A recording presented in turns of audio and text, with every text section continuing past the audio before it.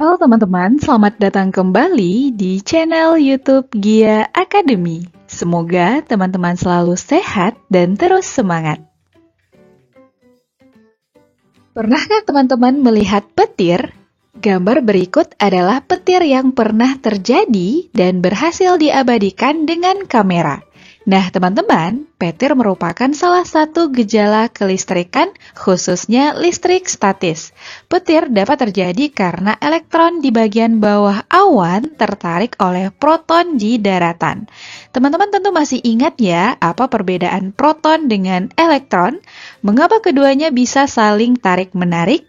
Apakah ada hubungannya dengan konsep muatan listrik? Nah, agar pertanyaan tadi terjawab, kita akan membahas materi ini secara lengkap di video kali ini. Jadi, di video ini kita akan belajar tentang hukum Coulomb dan medan listrik.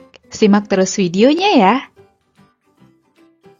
Teman-teman, sebelumnya kita sudah belajar mengenai konsep muatan listrik. Muatan listrik ada dua jenis, yaitu muatan listrik positif yang disebut proton dan muatan listrik negatif yang disebut elektron. Dua muatan yang sejenis apabila didekatkan akan tolak-menolak, sedangkan yang tidak sejenis jika didekatkan akan tarik-menarik. Sekarang teman-teman paham ya mengapa proton dan elektron saling tarik-menarik. Interaksi tarik-menarik atau tolak-menolak yang terjadi pada beberapa benda bermuatan listrik yang saling didekatkan disebabkan adanya gaya elektrostatik yang sering disebut dengan gaya Coulomb. Besarnya gaya elektrostatik ini pertama kali diamati oleh Charles Augustin de Coulomb. Percobaan Coulomb ini menggunakan neraca puntir. Ia berhasil menyelidiki hubungan antara gaya elektrostatik dengan muatan dan jarak masing-masing benda bermuatan. Coulomb menyimpulkan bahwa gaya elektrostatik antara dua muatan listrik berbanding lurus dengan besar masing-masing muatan dan berbanding terbalik dengan kuadrat jarak antara kedua muatan. Kesimpulan Coulomb inilah yang akhirnya dikenal dengan hukum Coulomb. Hukum Coulomb secara matematis dapat dituliskan F sama dengan K dikali Q1 dikali Q2 dibagi dengan R kuadrat. K sama dengan 1/4 pi epsilon 0. Sehingga F sama juga dengan 1/4 pi epsilon 0 dikali Q1 dikali Q2 dibagi dengan R kuadrat. Dengan F gaya Coulomb satuannya Newton, K konstanta Coulomb nilainya 9 dikali 10 pangkat 9 Newton meter kuadrat per Coulomb kuadrat. Q1 dan Q2 muatan benda satuannya Coulomb. R jarak kedua muatan satuannya meter. Dan epsilon 0 permitivitas listrik dalam ruang hampa nilainya 8,85 dikali 10 pangkat negatif 12 Coulomb kuadrat per Newton meter kuadrat. Jika ruang antar muatan bukan ruang hampa tetapi medium lain, maka nilai permitivitasnya menjadi lebih besar dan dinyatakan dengan epsilon lebih besar dari epsilon 0 atau epsilon sama dengan epsilon R dikali epsilon 0. Epsilon permitivitas listrik dalam medium, epsilon 0 permitivitas listrik dalam ruang hampa, epsilon R konstanta dielektrik atau permitivitas relatif. Besar gaya Coulomb pada medium yang bukan udara dinyatakan dengan persamaan Fr sama dengan K dikali Q1 dikali Q2 dibagi dengan epsilon R dikali R kuadrat. Dengan Fr, gaya Coulomb dalam medium, satuannya Newton. Gaya Coulomb merupakan besaran vektor sehingga apabila ada beberapa muatan listrik dalam satu ruangan, maka resultan gaya Coulomb dapat dijumlahkan secara vektor. Di video ini, kita akan membahas besar dan arah gaya Coulomb pada beberapa susunan muatan. Pertama, kita lihat terlebih dahulu gaya Coulomb pada dua muatan sejenis dan tidak sejenis. Pada dua muatan sejenis, Misalnya, muatan positif Q1 yang terpisah sejauh R dengan muatan positif Q2. Maka gaya Coulomb yang terjadi adalah F12 dan F21. F12 adalah gaya Coulomb pada muatan Q1 akibat muatan Q2. Dan F21 adalah gaya Coulomb pada muatan Q2 akibat muatan Q1. Karena muatan Q2 menolak muatan Q1, maka muatan Q1 mendapat gaya tolakan sebesar F12 ke kiri. Muatan Q1 juga menolak muatan Q2 sehingga F21 arahnya ke kanan. Kedua muatan saling tolak-menolak. Sedangkan pada dua muatan tidak sejenis, contohnya muatan negatif Q1 dan muatan positif Q2 yang terpisah sejauh R, F12 arahnya ke kanan karena muatan Q2 menarik muatan Q1.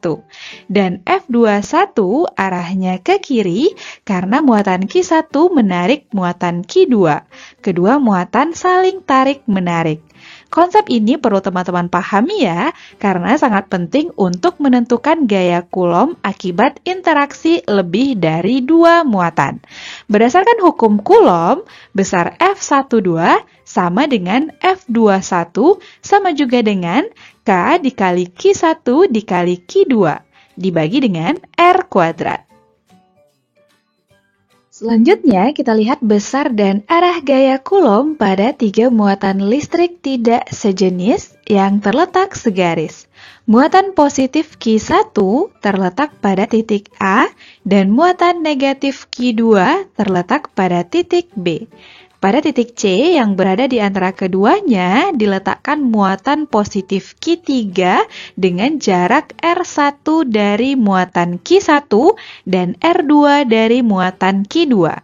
Maka, untuk menentukan besar dan arah gaya Coulomb yang terjadi pada muatan Q3, yaitu F3, kita gambarkan gaya Coulomb F31 dan F32. Karena muatan Q1 menolak muatan Q3, maka F31 arahnya ke kanan. F32 arahnya juga ke kanan karena muatan Q2 menarik muatan Q3. F31 searah dengan F32 sehingga besar F3 sama dengan F31 ditambah F32 sama juga dengan K Q3 Q1 per R1 kuadrat ditambah K Q3 Q2 per R2 kuadrat. Dengan cara yang sama, kita juga dapat menentukan besar dan arah gaya Coulomb pada tiga muatan listrik sejenis yang terletak segaris. Nah, bagaimana cara menentukan besar dan arah gaya Coulomb pada tiga muatan tidak sejenis yang terletak pada titik sudut segitiga? Sama juga dengan tiga muatan yang terletak segaris, terlebih dahulu kita lukiskan gaya-gaya Coulomb yang bekerja pada muatan yang akan kita tentukan nilai gaya Coulomb-nya. Tiga muatan tidak sejenis tersusun seperti berikut. Kita akan menentukan nilai F3 gaya Coulomb yang terjadi pada muatan Q3. F3 merupakan resultan dari F31 dan F32. F31 arahnya menjauhi muatan Q1 karena muatan Q3 sejenis dengan Q1. F32 arahnya menuju muatan Q2 karena muatan Q3 tidak sejenis dengan Q2. F31 dan F32 membentuk sudut sebesar alfa sehingga F3 sama dengan akar dari F31 kuadrat ditambah F32 kuadrat ditambah 2 kali F31 kali F32 cos alfa. Terakhir, cara menentukan besar dan arah gaya Coulomb pada empat muatan tidak sejenis yang terletak pada titik sudut persegi. Kita akan menentukan besar dan arah gaya Coulomb pada muatan Q1, yaitu F1. Terlebih dahulu, kita uraikan semua gaya Coulomb yang bekerja pada muatan Q1 diantaranya. Pertama, F12 sama dengan K Q1 Q2 per R kuadrat. Arahnya menjauhi muatan Q2. Kedua, F13 sama dengan K Q1 Q3 per R akar 2 dikuadratkan. Arahnya mendekati muatan Q3. Ketiga, F14 sama dengan K Q1 Q4 per R kuadrat. Arahnya menjauhi muatan Q4. Selanjutnya, kita tentukan resultan dari F12 dan F14, yaitu F24. Arahnya menjauhi muatan Q1. F24 sama dengan akar dari F12 kuadrat ditambah F14 kuadrat. F13 segaris dengan F24 namun berlawanan arah sehingga diperoleh F1 sama dengan F13 dikurang F24. Sampai di sini teman-teman paham ya? Berikutnya kita akan membahas mengenai medan listrik. Medan listrik adalah daerah di sekitar muatan listrik yang masih dipengaruhi oleh gaya listrik dari muatan tersebut. Medan listrik digambarkan dengan garis-garis gaya listrik dengan arah keluar dari muatan positif menuju muatan negatif. Nah, teman-teman, untuk mengetahui ukuran seberapa kuat suatu medan listrik, kita mengenal istilah kuat medan listrik. Kuat medan listrik sering juga disebut intensitas medan listrik. Untuk mengetahui besarnya kuat medan listrik yang dihasilkan oleh sebuah muatan sumber, kita harus meletakkan muatan uji di sekitar muatan sumber tersebut. Muatan uji menghasilkan medan listrik yang jauh lebih kecil daripada muatan sumber yang akan dihitung kuat medannya. Muatan uji yang digunakan selalu bermuatan positif.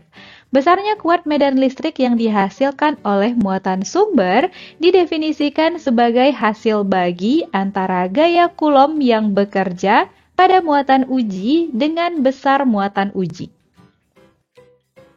Secara matematis, kuat medan listrik dapat dihitung dengan persamaan E sama dengan F dibagi Q2 sama juga dengan K dikali Q1 dibagi R kuadrat. Dengan E, kuat medan listrik, satuannya Newton per Coulomb. F, gaya Coulomb yang bekerja pada muatan uji, satuannya Newton. K, konstanta Coulomb, nilainya 9 kali 10 pangkat 9 Newton meter kuadrat per Coulomb kuadrat.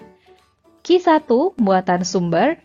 Q2, muatan uji, keduanya dalam satuan Coulomb. Dan R, jarak muatan uji dengan muatan sumber, satuannya meter. Untuk menentukan besar kuat medan listrik di suatu titik, maka titik selalu dianggap bermuatan positif.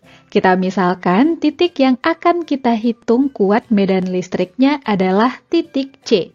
Jika titik C terletak di antara dua muatan tidak sejenis, misalnya muatan positif Q1 dan muatan negatif Q2, maka titik C dipengaruhi oleh dua medan listrik, yaitu medan listrik E1 akibat muatan positif Q1 dan medan listrik E2 akibat muatan negatif Q2.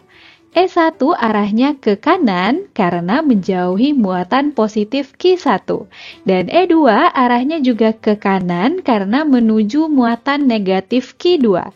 E1 searah dengan E2 sehingga diperoleh kuat medan listrik total pada titik C adalah EC sama dengan E1 ditambah E2, sama juga dengan K Q1 per R1 kuadrat ditambah K Q2 per R2 kuadrat dengan R1 jarak titik C dari muatan Q1 dan R2 jarak titik C dari muatan Q2. Selanjutnya, jika titik C terletak di antara dua muatan sejenis, titik C juga dipengaruhi oleh dua medan listrik, hanya saja arah keduanya berlawanan. E1 arahnya ke kanan karena menjauhi muatan positif Q1, sedangkan E2 arahnya ke kiri karena menjauhi muatan positif Q2. Sehingga kuat medan listrik total pada titik C adalah EC sama dengan E1 dikurang E2. Terakhir, jika titik C terletak pada salah satu titik sudut segitiga, titik C yang bermuatan positif juga dipengaruhi oleh medan listrik E1 dan medan listrik E2. Medan listrik E1 menjauhi muatan positif Q1 dan medan listrik E2 menuju muatan negatif Q2. Keduanya membentuk sudut sebesar alfa sehingga kuat medan listrik total di titik C adalah EC sama dengan akar dari E1 kuadrat ditambah E2 kuadrat ditambah 2 kali E1 kali E2 cos alfa. Sampai di sini teman-teman bisa paham ya? Agar teman-teman semakin paham, mari kita selesaikan contoh soal berikut. Soal pertama, diketahui muatan Q1 sama dengan negatif 9 mikrokulom dan muatan Q2 sama dengan positif 6 mikrokulom. Keduanya kita konversi ke satuan kulom. Jarak R sama dengan 3 meter dan K sama dengan 9 kali 10 pangkat 9 Newton meter kuadrat per kulom kuadrat. Kita diminta menentukan besar gaya kulom yang dialami kedua muatan. Kita dapat menyelesaikan soal ini dengan menggunakan hukum kulom. F sama dengan K Q1 Q2 per R kuadrat. Ingat, untuk menyelesaikan perhitungannya, kita tidak perlu memasukkan tanda muatan.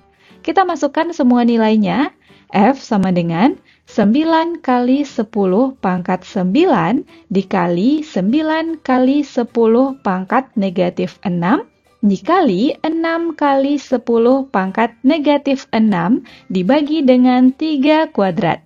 Kita lakukan perhitungan hingga diperoleh F sama dengan 54 kali 10 pangkat negatif 3. Sama juga dengan 0,054 Newton. Jadi, jawabannya B. Soal kedua. Diketahui dua muatan A dan B sejenis dan tolak-menolak dengan gaya sebesar F. Kita diminta menentukan besar gaya kulom setelah muatan A diperbesar 2 kali semula, muatan B diperbesar 3 kali semula, dan jarak keduanya diperbesar 2 kali semula. Untuk memudahkan kita dalam menghitungnya, kita gunakan perbandingan gaya kulom akhir dengan gaya kulom mula-mula. F aksen per F sama dengan K Q-A aksen Q-B aksen per R aksen kuadrat dibagi dengan K Q-A Q-B per R kuadrat. K bisa kita coret sehingga F aksen per F menjadi Q-A aksen per Q-A dikali Q-B aksen per Q-B dikali R per R aksen dikuadratkan. Kita masukkan nilainya, lalu kita sederhanakan. Kita peroleh besar gaya kulom akhir setelah muatan dan jaraknya diubah adalah 3 per 2 kali gaya kulom mula-mula. Jadi jawaban yang benar adalah B. Soal selanjutnya. Dua buah muatan listrik A dan B masing-masing positif 4 mikrokulom dan positif 9 mikrokulom berada pada jarak 20 cm.